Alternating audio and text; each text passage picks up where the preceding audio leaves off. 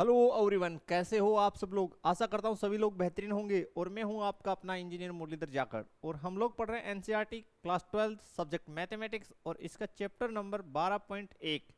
आज हम लोग इस एक्सरसाइज का क्वेश्चन नंबर 6 सोल्व करने वाले हैं स्टूडेंट्स। तो देखते हैं, हमेशा की तरह क्वेश्चन नंबर जो 6 है वो भी हमें ग्राफी विधि से सोल्व करना है।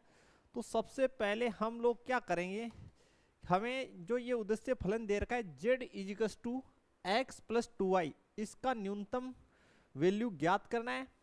तो दिए गए जो भी हमारे पास व्यवरोध है उनको हम 1 बाई 1 समीकरण में कन्वर्ट कर लेंगे, उनके लिए दो दो बिंदु निकालेंगे और 1 बाई 1 बनाते चलते हैं। तो देखिए सबसे पहले हल 6 नंबर का पहला जो व्यवरोध है वो है 2x प्लस वाई, इसका मान बड़ा और बराबर है किसके, 3 के। इसे मैं 1 नंबर दूंगा, यानी मैंने इसे व्यवरोध नंबर 1 दे दिया है। अब मैं इस व्यवरोध को लिखेंगे व्यवरोध को समीकरण में बदलने पर, या व्यवरोध 1 को समीकरण में बदलने पर।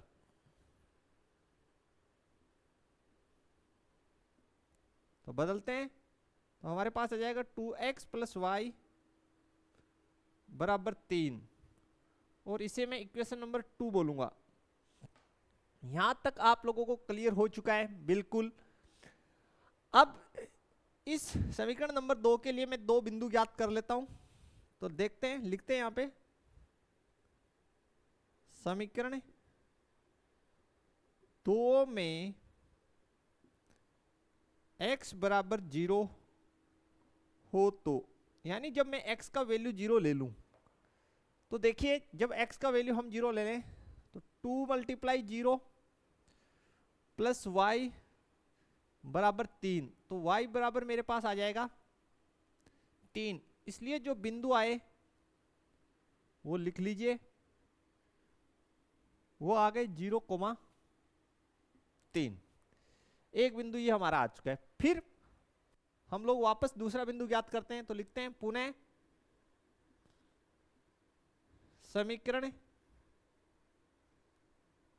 2 से, पुनः समीकरण 2 से। तो अब हम क्या करेंगे, यहां पे जो y का वैल्यू है उसको 0 पुट कर लेते हैं। तो लिख देते हैं y बराबर 0 हो तो जब y बराबर 0 हो तो देखिए 2 मल्टीप्लाई एक्स प्लस वाई के स्थान पे यहां पे 0 डाल दीजिए बराबर 3। ठीक है, तो उस स्थिति में मेरे पास y का वैल्यू 0 डालने पर मेरे पास x की वैल्यू 3/2 आ रही है, यानी डेसिमल में आ रही है। तो इसका ग्राफ बनाने में थोड़ा सा मुझे समस्या होने वाला है। वैसे बन जाएगा अगर मैं एक बड़ा खाना बराबर 1 लूंगा तो उससे 1 और 2 के बीच में 0.5 हो जाएगा। लेकिन अगर हम चाहें कि वैल्यूज पॉइंट में नहीं आए तो हम 0 के स्थान पे और भी वैल्यू ले सकते हैं। आप 1 ले लीजिए ताकि आपका आंसर पॉइंट पे नहीं आए। ठीक है, 1 ले लिया। अब देखिए तो 2x बराबर 3 माइनस 1, तो 2x बराबर 2 और x बराबर 2/2 यानी 1। क्लियर। तो जो बिंदु आए, इसलिए बिंदु जो निकल के आए वो आ गए 1,1। ये हमारा जो व्यवरोध फर्स्ट है उसके 2 पॉइंट्स हमने निकाल लिए, एक हमने यहां पे निकाल लिया और एक यहां पे। अब जो नेक्स्ट व्यवरोध है उसको लेते हैं और सोल्व करते हैं। नेक्स्ट व्यवरोध हमें दे रखा है x प्लस 2y, इसका मान जो है वो बड़ा और बराबर है 6 के। इसे मैं 3 नंबर दे देता हूं। ठीक है, इस व्यवरोध को हम सबसे पहले समीकरण में बदल लेते हैं। तो यहां लिखेंगे व्यवरोध 3 को समीकरण में बदलने पर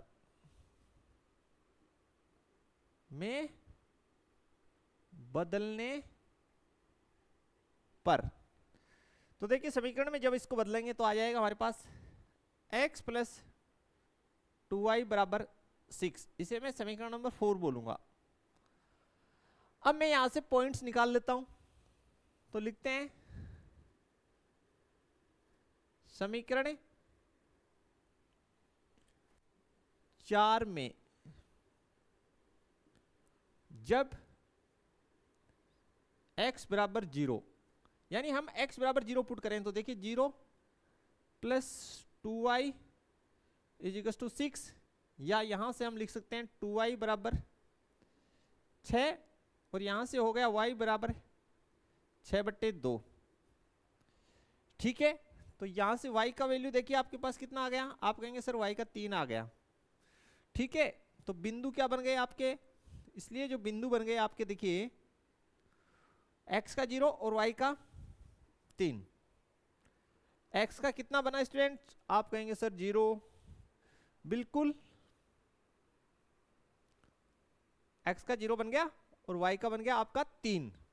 ठीक है, कुछ बिंदु एक और ज्ञात करना पड़ेगा, एक ही बिंदु है, एक बिंदु और ज्ञात करना पड़ेगा, यानी कुछ बिंदु और ज्ञात निकालने पड़ेंगे। तो पुनः समीकरण 4 में देखिए 4 से अगर हम लोग x का वैल्यू 4 ले लें तो x बराबर कितना पुट कर दें, 4। समीकरण 4 में x के स्थान पे 4 पुट कर दें तो देखिए 4 प्लस 2y बराबर 6, तो यहां से हो गया 2y बराबर 6 माइनस 4 और 2y बराबर 2, तो y बराबर मेरे पास आ गया 1। कितना आ गया, 1। इसलिए जो बिंदु आ गया वो देखिए, बिंदु जो मेरे पास आ गया वो आ गया 4,1। ये मेरे बिंदु आ गए दोनों व्यवरोधों के। ठीक है, अब आगे जो व्यवरोध हैं दोनों x is greater than equal to 0 और y is greater than equal to 0, दोनों के दोनों जो व्यवरोध हैं उनका जो हल क्षेत्र है संयुक्त रूप से सदैव प्रथम चतुर्थांश में होता है। तो अब इन बिंदुओं को एक साइड लिख लेते हैं और इसका जो ग्राफ है वो हम लोग बनाते हैं स्टूडेंट, तो बिल्कुल आसानी से ग्राफ बन जाएगा। तो अब हम लोग क्या करेंगे स्टूडेंट, इसके लिए जो बिंदु हमारे पास आए थे उनको हमने एक साइड में जमा के लिख लिया। अब सबसे पहले हम पैमाना लिख लेते हैं यहाँ। तो पैमाना हम x और y दोनों पे लिख लेते हैं एक साथ ही, और y इन दोनों पे एक साथ लिख लेते हैं जमा के। एक बड़ा खाना बराबर 1 इकाई, ये हमने लिख लिया पैमाना। ठीक है, बेसिक ग्राफ हमने बना ही लिया।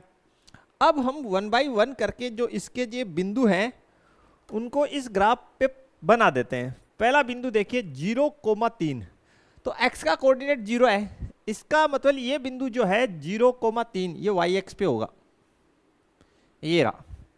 दूसरा देखिए 1, 1, तो x का 1 y का 1, तो ये पॉइंट देखिए ये स्टूडेंट ये यहां है आपका, बिल्कुल यहां पर। ठीक है, अब आप इसको आसानी से बहुत ही ध्यानपूर्वक आगे बढ़ा दीजिए स्केल की सहायता से स्टूडेंट। मिलाते समय बहुत ही ध्यान से इसको आगे बढ़ाएं आप लोग। ठीक है,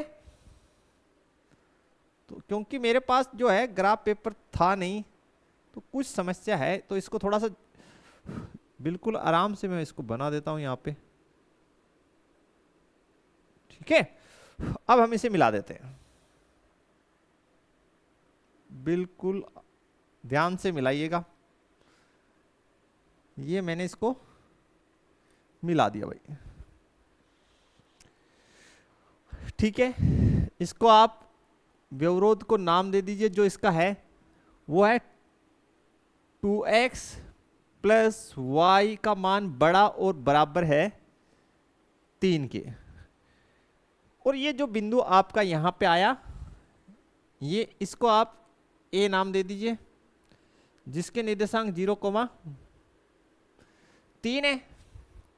ठीक, और ये मान लेते हैं पॉइंट जो है b है। कौन सा पॉइंट है? b, जिसके निर्देशांक 1,1 है। इसको हमने पॉइंट b दिया है और निर्देशांक 1,1 लिखे हैं। अब हम आगे बढ़ते हैं, जो दूसरा व्यवरोध है उसको बना लेते हैं। देखिए, दूसरे व्यवरोध का एक बिंदु 0,3, तो ये तो ऑलरेडी यहां पे है ही, बना हुआ है 0,3। ठीक है, आगे देखिए 4,1, x पर 4 ये रहा, और y पे 1, तो ये देखिए ये यहां आ जाएगा स्टूडेंट। बड़े ही ध्यान से आपको काम करना है। ठीक है, और ये 0,3 यहां पे बना हुआ, ये मिला दीजिए इन दोनों को आप स्केल की सहायता से। बहुत ही ध्यान से मिलाएंगे, किसी भी प्रकार की लापरवाही आपको नहीं करना है, इसमें सारा काम ध्यानपूर्वक करना है। ठीक है, बिल्कुल। थोड़ा सा स्केल जो है मेरे से रोटेट हो गया, मैं इसको जमा के वापस बना देता हूं। ठीक, इसको मैं आगे बढ़ा देता हूं, इस साइड से भी मैं थोड़ा सा आगे बढ़ा लेता हूं, ताकि जो कार्य है वो सुंदर और स्पष्ट हो जाए। पहले मैं इसको ब्लैक पेन से बढ़ा देता हूं आगे। ठीक है, ये मेरा x, और ये मेरा पॉइंट जो है जिसको मैंने a नाम दिया था, यहां पे मेरे पास 3 है ही। ठीक है स्टूडेंट, अब बढ़ा दीजिए इसको आगे। आप बिल्कुल आगे बढ़ा देते हैं स्टूडेंट, ये ताकि किसी प्रकार की अपने कोई समस्या इसमें ना आए। ठीक, तो ये जो पॉइंट मेरे पास यहां पे आया है स्टूडेंट, ये आपको पता है, इसको मैं c नाम दे दूं। और ये मेरे पास पॉइंट जो आया है, ये देखिए x का 4 है और y का कितना है 1, तो 4,1 ये हमारी बन गई। और एसएमई का जो है या व्यवरोध जो है, इसका भी नामकरण कर दीजिए कि ये किसके लिए आया, x प्लस 2y, इसका मान बड़ा और बराबर है 6। ये रेड वाला एसएमई का है। ठीक है स्टूडेंट्स, इसमें आपको कोई प्रकार की समस्या नहीं होनी चाहिए। अब आपको एक काम करना है, जो आगे आपके पास है x is greater than equal to 0 और y is greater than equal to 0, तो x का मान 0 से बड़ा है, तो बिल्कुल 0 से बड़ा तो इस साइड ही होगा। ठीक है, तो x is greater than equal to 0, इसका हल क्षेत्र में पहले इस साइड ड्रा कर देता हूं। आगे देखिए, आगे जो है एस में का है y is greater than equal to 0, उसका हल क्षेत्र y is greater than equal to 0 इस साइड होता है, तो ये भी मैं बना देता हूं। ठीक है, अब हम हल क्षेत्र ज्ञात कर लेते हैं। एक तो ब्लू वाली जो हमारे पास व्यवरोध है इसके लिए, तो लिखते हैं यहां पे हल क्षेत्र। तो बिल्कुल हल क्षेत्र यहीं ज्ञात करते हैं इसका कि हल क्षेत्र किस साइड होगा, तो यहां लिखा है हमने हल क्षेत्र। तो देखिए हल क्षेत्र 2x प्लस वाई, इसका मान बड़ा और बराबर है किसके, 3 के। तो सबसे पहले हम इसके अंदर क्या करेंगे, मूल बिंदु को पुट कर देंगे। तो देखिए मूल बिंदु जैसे ही हम इसमें पुट करेंगे 2 मल्टीप्लाई 0 प्लस 0, तो देखिए कैसे होगा, 0 जो है वो बड़ा है 3 से, तो ऐसा तो होता नहीं है, ये तो गलत बात है ना, इसलिए लिखेंगे असत्य। क्या लिखा, असत्य। यानी ये जो ब्लू वाली जो लाइन है इसका हल क्षेत्र मूल बिंदु से विपरीत दिशा में होगा। तो बिल्कुल इसकी दिशा हम लोग बना देते हैं, इस साइड जाएगा इसका हल क्षेत्र, तो बिल्कुल इस साइड जाने वाला है। ठीक है स्टूडेंट, ये इस साइड इसका हल क्षेत्र जाने वाला है। दूसरी जो बात है लिख दीजिए यहां पे, इसलिए हल क्षेत्र मूल बिंदु के विपरीत दिशा में होगा। दिशा में होगा, ये हमने लिख दिया। अब आगे हम बढ़ते हैं और जो आपकी रेड वाली जो है एसमी का वो लिखते हैं x plus 2y, x plus 2y इसका मान बड़ा और बराबर है किसके, 6 के। तो बिल्कुल आप इसके अंदर मूल बिंदु को प्रतिस्थापित कीजिए। तो जैसे इसमें मूल बिंदु प्रतिस्थापित करेंगे 0, 2 मल्टीप्लाई 0, इसका मान बड़ा है किससे, 6 से, यानी 0 जो बड़ा है वो 6 से। ये बात क्या है, असत्य है। कैसा है, असत्य। तो लिखिए इसलिए हल क्षेत्र मूल बिंदु के विपरीत दिशा में होगा। मूल बिंदु के विपरीत दिशा में होगा, बिल्कुल ऐसा आप लिखिए और डायरेक्शन दे दीजिए ये वाला।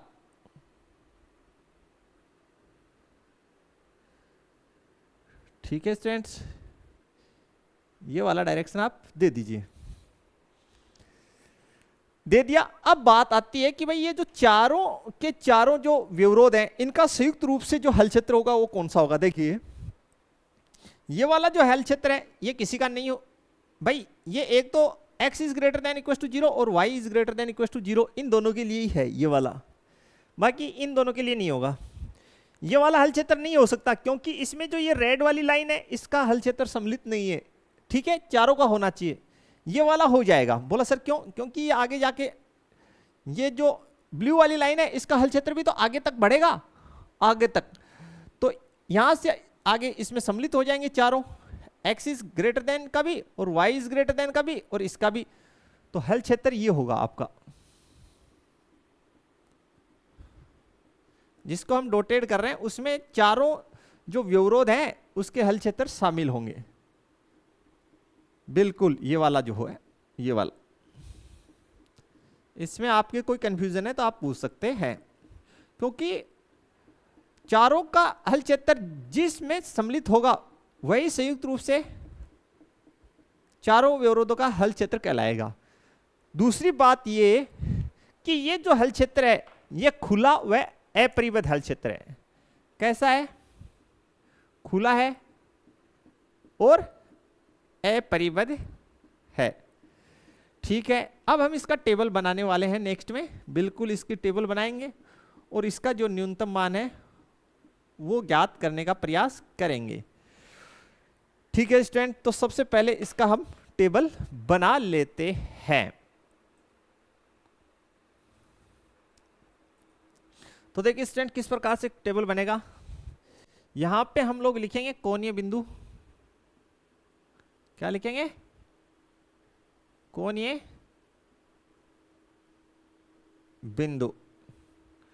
ठीक है, तो देखिए कोणीय बिंदु कौन कौन से हैं, एक तो A और एक ये आपका कोणीय बिंदु ये यहां पे। ठीक है, यहां पे ग्राफ पर यहां आपका कोणीय बिंदु एक ये हो जाएगा, बिल्कुल एक यहां पे आपका कोणीय बिंदु ग्राफ पेपर पे आएगा। तो ये दो कोणीय बिंदु बिल्कुल आपके होंगे, इसमें कोई दो राय नहीं है, बिल्कुल। ठीक है स्टूडेंट, तो दो कोणीय बिंदु इसमें होंगे आपके, बिल्कुल। तो ये जो बिंदु है आपका, ये स्टूडेंट ये होगा 6,0, यहाँ पे 5 होगा और यहाँ पे 6 हो जाएगा। तो ये कोणीय बिंदु, इसको आपने A नाम दे रखा है, इसको आप B दे दीजिए, इसको आप B दे दीजिए। तो कोणीय बिंदु पहला लिख लीजिए A, जिसके निर्देशांक हैं 0,3।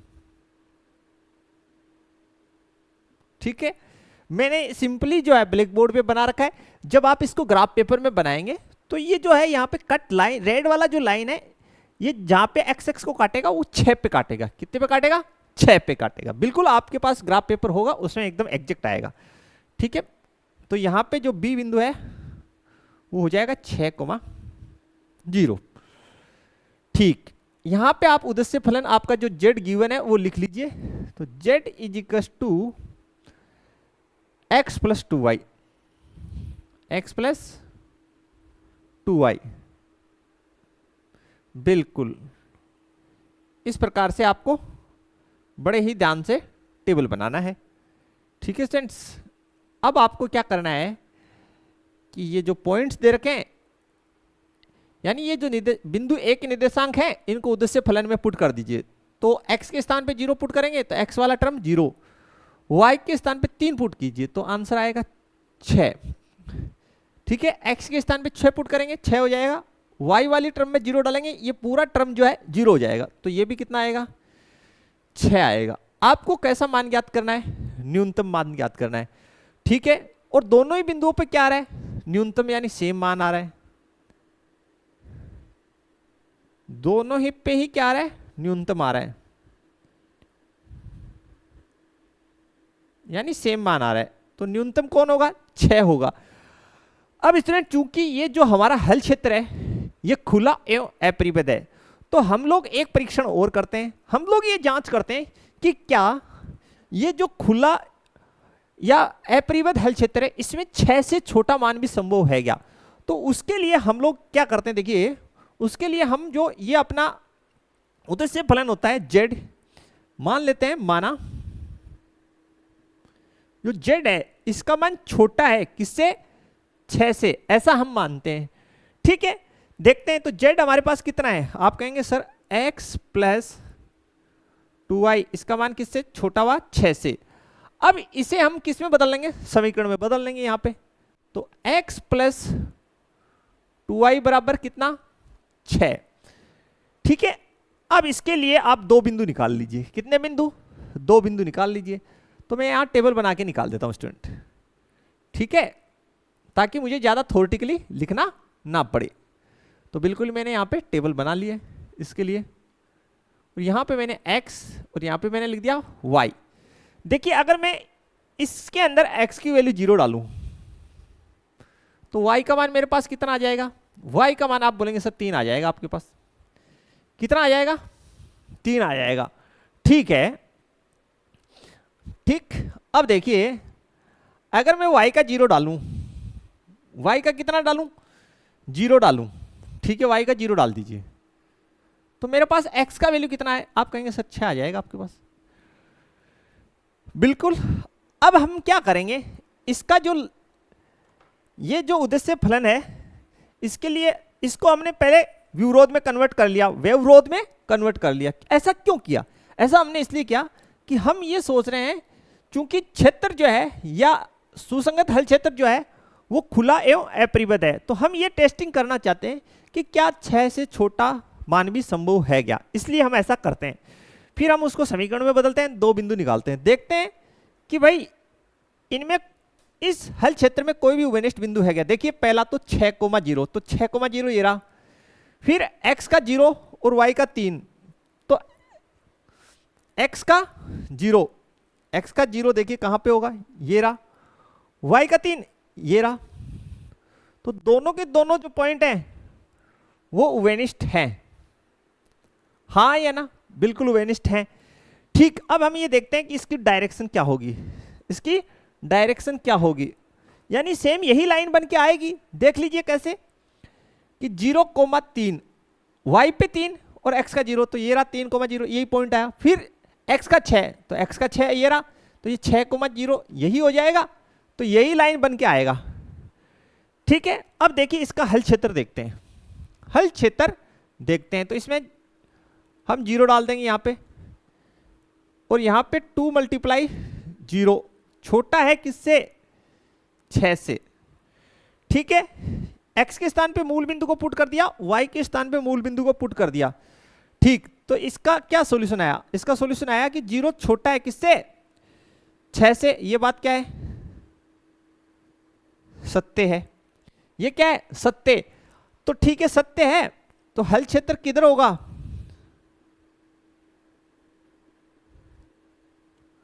मूल बिंदु की ओर होगा।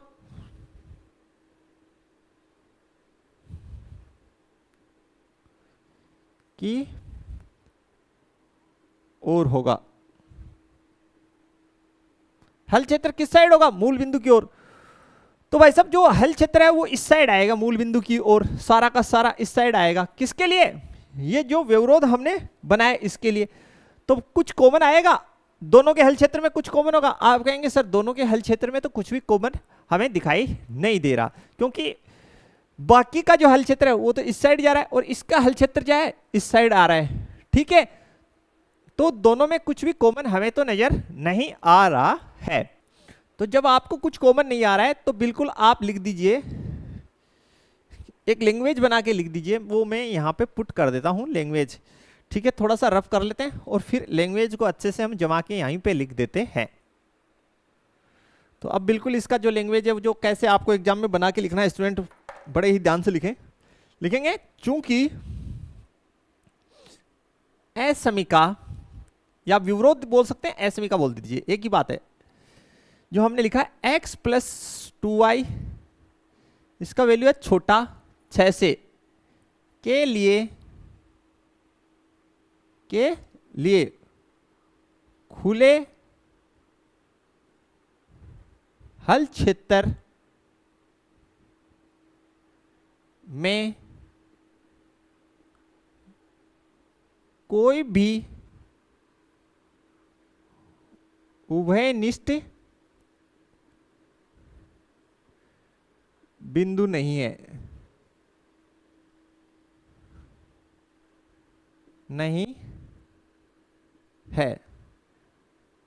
अतः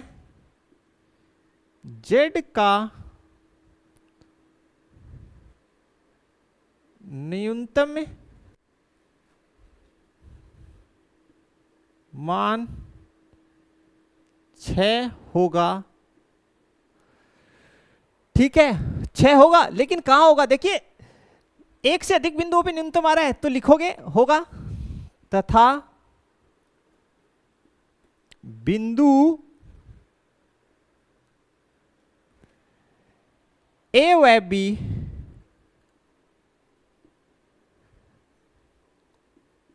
को मिलाने वाली रेखा के, मिलाने वाली जो रेखा होगी उसके प्रत्येक बिंदु पे होगा, के प्रत्येक बिंदु पर होगा। क्योंकि जब दो या दो से या एक से अधिक बिंदुओं पे सेम मान आता है तो उस स्थिति में दोनों बिंदुओं को मिलाने वाली जो रेखा होती है, यानी ए और बी को जो मिलाने वाली ये जो रेखा है, इसके प्रत्येक बिंदु, इस रेखा पर प्रत्येक बिंदु पे न्यूनतम मान 6 प्राप्त होगा हमें। ये फाइनल आपको पता होना चाहिए स्टूडेंट। तो बिल्कुल इसमें कोई दिक्कत आपको नहीं हुई होगी, बड़ा सिंपल क्वेश्चन। तो स्टूडेंट काफी इजी क्वेश्चन रहा ये आज हमारे लिए। तो इससे नेक्स्ट लेक्चर में आपके लिए लेके आएंगे इससे नेक्स्ट क्वेश्चन। तो मिलते हैं नेक्स्ट लेक्चर में, तब तक के लिए थैंक्स, धन्यवाद, जय हिंद, जय भारत।